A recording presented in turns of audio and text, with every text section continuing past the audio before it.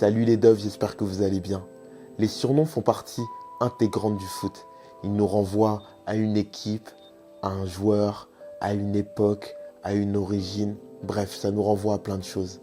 Lorsque le surnom est beau, bien utilisé, stylé, on ressent pas mal d'émotions et de frissons lorsqu'un commentateur le crie après un but ou une grosse occasion ou un fait marquant.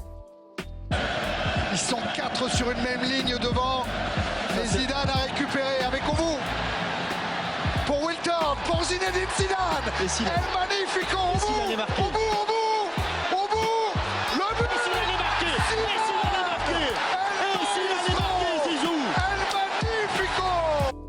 Souvent, le joueur qui porte un surnom, c'est un joueur à part. Alors pas forcément par ses qualités intrinsèques, mais parce que c'est quelqu'un qui a un comportement atypique.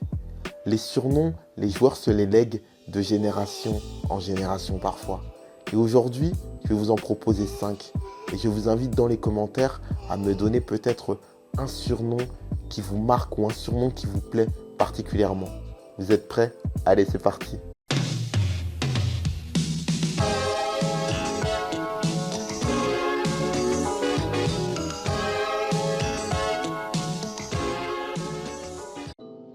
Quand on pense El Matador, on pense attaquant, on pense numéro 9, on pense sud-américain avec des cheveux longs, on pense combativité, on pense émotion, on pense chaleur, on pense à un joueur qui ne va rien lâcher jusqu'à la fin.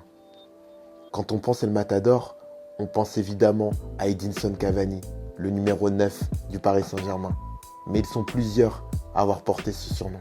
Je me rappelle de Luis Hernandez, l'attaquant mexicain à la chevelure dorée qui m'a fait vibrer durant la Coupe du Monde 98. Matador parce qu'on savait qu'il allait marquer, mais on se demandait dans quelle position.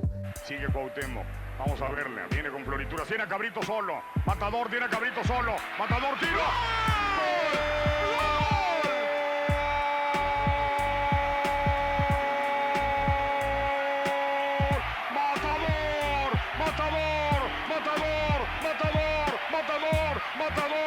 Et surtout, on voulait savoir comment il allait fêter son but.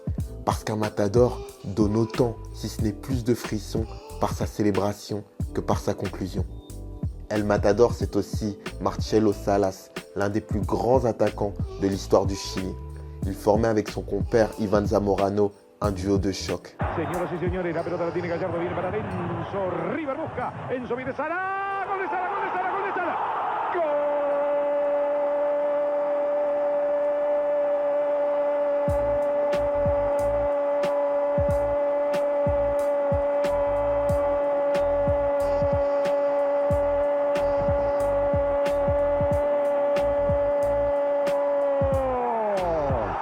Enfin, pour les plus anciens, El Matador, c'est aussi Mario Kempes, grand attaquant argentin qui a gagné la Coupe du Monde en 1978.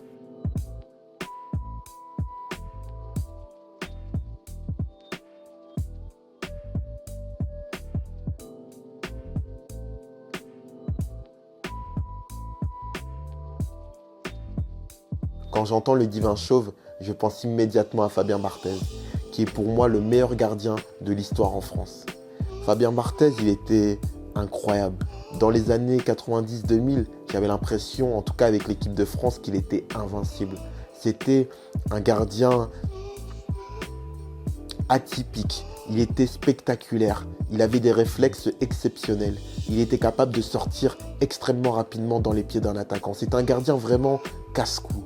Mais c'est un gardien aussi qui était doté d'une relance à la main exceptionnelle. Il avait une force et une précision vraiment chirurgicales. Et enfin, son jeu au pied est pour moi extraordinaire. J'ai rarement vu un gardien vraiment aussi précis au pied encore aujourd'hui.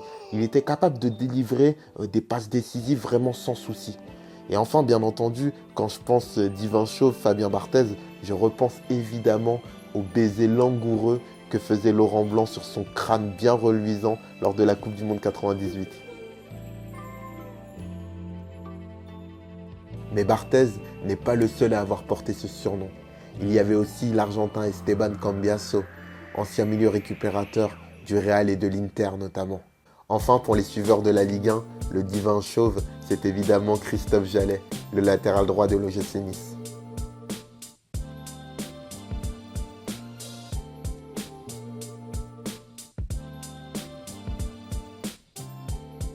Les Sud-Américains sont quand même spécialistes en matière de surnoms. Parfois, ils vivent le foot d'une manière complètement folle. Alors c'est logiquement que je vais vous parler du surnom El Loco. Alors bien sûr, en France, quand je vous dis El Loco, vous pensez directement à Marcelo Bielsa, ancien coach de Marseille et de Lille.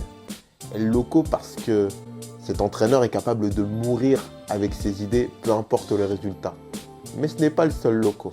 Il y en a plein, à commencer par Washington Sebastián Abreu, le grand attaquant uruguayen. Abreu a connu 26 clubs durant sa carrière. Je crois que c'est un record. Je me souviens évidemment de sa panenka en Coupe du Monde face au Ghana en 2010. Un geste fou qui envoie l'Uruguay en demi-finale de Coupe du Monde. Ili Kingston.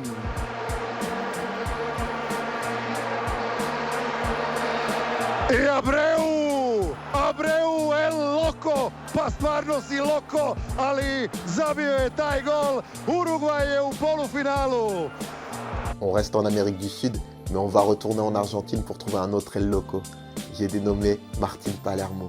C'est un joueur incroyable, meilleur buteur de l'histoire de Boca Juniors, club dans lequel est passé le mythique Diego Armando Maradona. Palermo, c'est 236 buts en 404 matchs. Palermo, c'est également une rencontre incroyable. 4 juillet 1999, Argentine-Colombie. Martín Palermo réussit à manquer 3 pénaltys lors d'une même rencontre. El Loco, palo. Palermo. Oh, por Dios, por favor. Allí va. Palermo, salva. Les supporters de River Plate ne l'ont pas oublié, et ceux de l'OM non plus. Si je vous dis El Principe, le prince, vous pensez à Enzo Francescoli bien sûr. Francescoli, c'était un prince par son attitude sur le terrain et en dehors. Et Amoros qui veut le jouer rapidement. Voilà, il le joue très rapidement Amoros et il a raison. Pour le but, le deuxième but marseillais marqué par Enzo Francescoli. Coup franc rapidement joué, c'est la deuxième fois en quelques jours que le Paris Saint-Germain se fait prendre à ce piège du coup franc rapidement joué.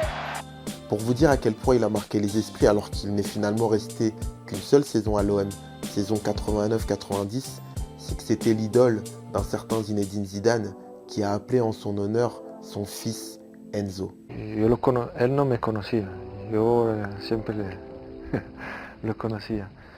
Estaba para mí lo mejor. Mais Francescoli n'est pas le seul à avoir porté ce surnom, puisque le très bon Diego Milito l'a aussi endossé. Milito, c'est le véritable numéro 9, à l'ancienne, précis, sobre, impitoyable.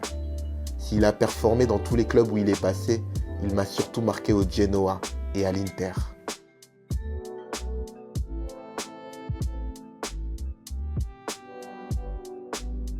C'est sans doute le chouchou du Parc des Princes, El Flaco Javier Pastore.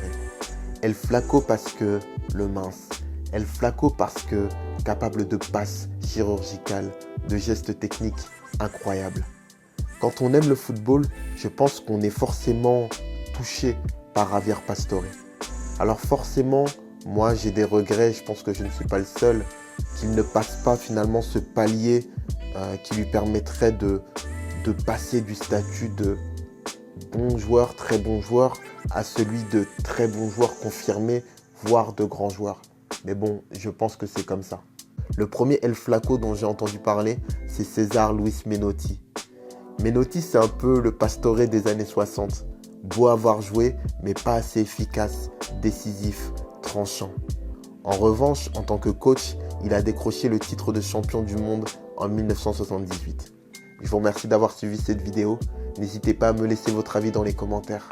Dites-moi quel surnom vous aimez, quel surnom vous fait kiffer, quel surnom vous fait vibrer lorsque vous l'entendez à la télé.